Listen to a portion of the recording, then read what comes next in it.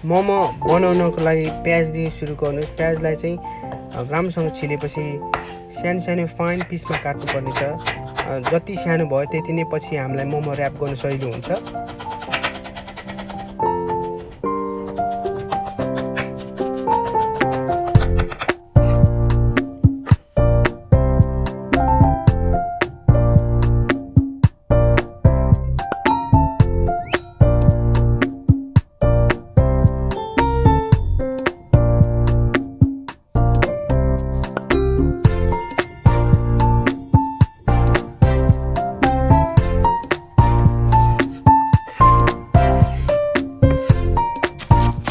Next step बन्दा पनि त्यही हिसाबले जस्तो प्याज छ त्यही हिसाबले सानो सानो फाइन पिसमा काट्नुहोस्।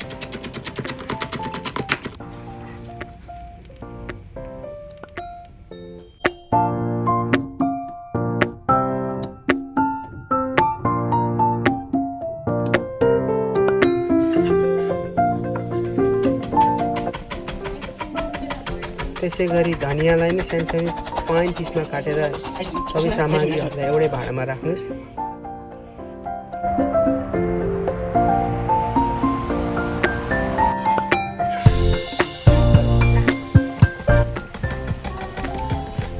यो जुन मैले काटिरहेको छु यो चाहिँ फ्रेस हरियो खुर्सानी हो। हरियो खुर्सानी होस् या रातो खुर्सानी खासै केही फरक पर्दैन।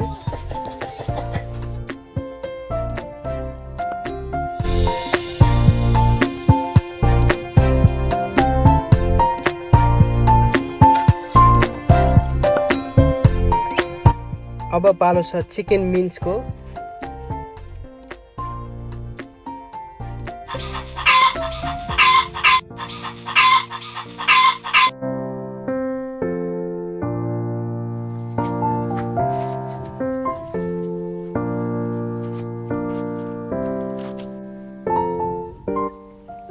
म अब अलिकति बटर युज गर्न गइरहेको छु।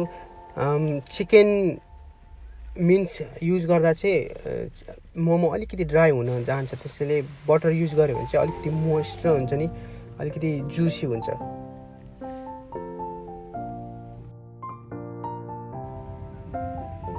नुन 2 चम्चा,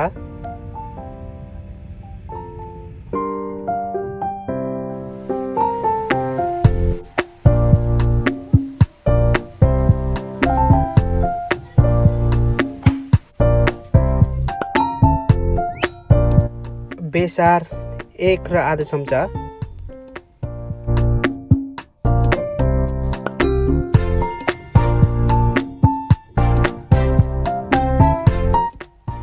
खुर्सानी 1 चम्चा,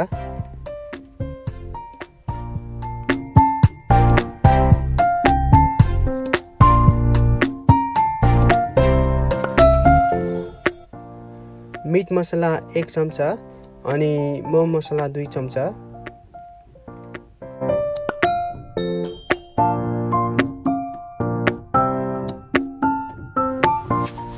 सबै सामग्रीहरू राखिसक्नु भएपछि मजाले ग्लोभ्स लाएर राम्रोसँग मुछ्नुपर्ने छ। अन्त्यमा मैले अलिकति अलिभ ओइल पनि राखेको छु, जसले गर्दा चाहिँ इजी र हुन्छ नि अझै त्यो अलि मोइस्ट गराओस्। यो चाहिँ हामीले पेस्ट्री भयो, मोमो ऱ्याप गर्ने पेस्ट्री। यो अलरेडी रेडिमेड किनेको छु मैले।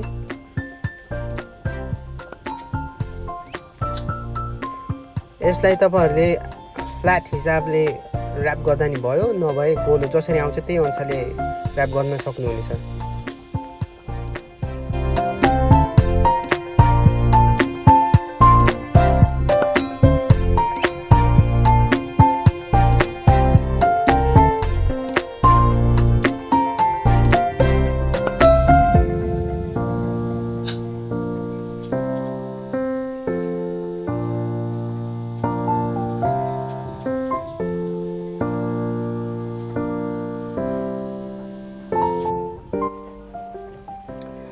भाँडामा युज गर्नुभन्दा अगाडि ओइल स्प्रे गर्नु जरुरी छ, जसले गर्दा चाहिँ मोमो टाँसिने चान्सेस धेरै नै कम हुन्छ।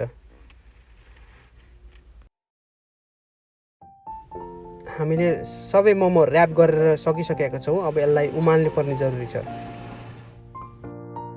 मोमो रेडी भएपछि आधी लिटर पानी राखेर यसलाई उमाल्नु पर्ने छ। पानी उम्लिसकेपछि मात्र मोमो भाँडामा राख्नु होला, नभए ओभर कुक हुने चान्सेस बढी हुन्छ। 12 देखि 13 मिनटसम्म कुक गरेपछि हाम्रो मोमो रेडी हुन्छ। नेपाली स्पाइसी चिकन मोमो हाम्रो रेडी भयो।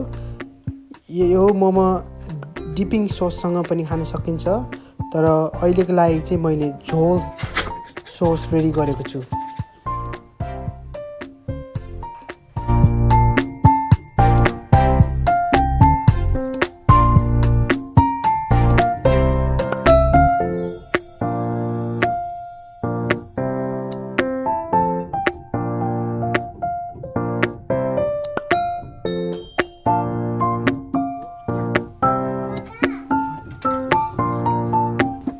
स्पाइसी झोल ससको लागि तल मैले लिङ्क एड गरेको छु, प्लिज चेक इट आउट।